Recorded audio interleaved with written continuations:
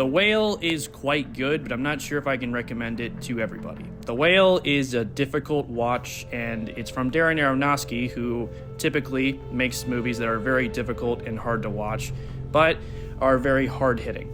And The Whale is no exception. The Whale follows Charlie, a morbidly obese man who's an English professor online who has 5 days left to live. In those 5 days, he decides to try and reconcile his relationship with his now teenage daughter, who resents him because he walked out on her and also her mother when she was only 8 years old.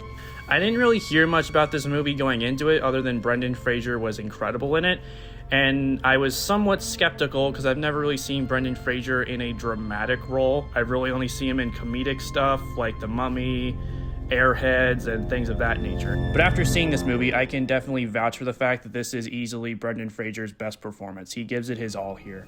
And I'm not really sure if a different actor was playing this role, it would have came off the same way. Because there's a chance that if another actor was playing Charlie, that he wouldn't have the same heart and soul that a different actor would. Like, I can see if a different actor was in this role, it'd be treated a lot more comedically and narcissistic and just kind of like a jerk. But Brendan Fraser is able to instill a lot of empathy into the character. Something I really loved about this movie from a cinematography standpoint was how Darren Aronofsky was able to use close-ups as well as wide shots to establish empathy for the audience. Something that I really loved about the acting in this movie is that it never really felt presentational. It all felt very natural and off the cuff.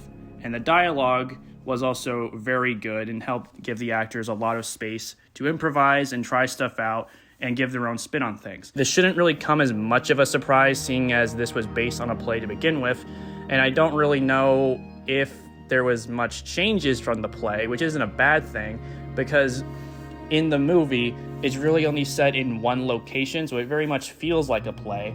It's just shot like a movie. Another actor in this movie that I thought was very good was Sadie Sink, who played the daughter. If another actor played this character, it would have come off, I think, probably just like a cliche teen angst type character, but she managed to put a lot of empathy and relatability into the character, which is what I appreciated. And the amount of rage that she was able to put into this character was incredibly powerful, and I could really understand since this character hasn't seen her father in so many years and probably has a lot of pent up emotion. Now, I don't know when I'm gonna rewatch this movie because it was pretty hard to get through. I'm not gonna lie, after watching it, I was kind of a mess, as I was sobbing uncontrollably, and I'm not really sure the last time a movie has had that kind of effect on me. So for that reason, I think I'm gonna give The Whale an A.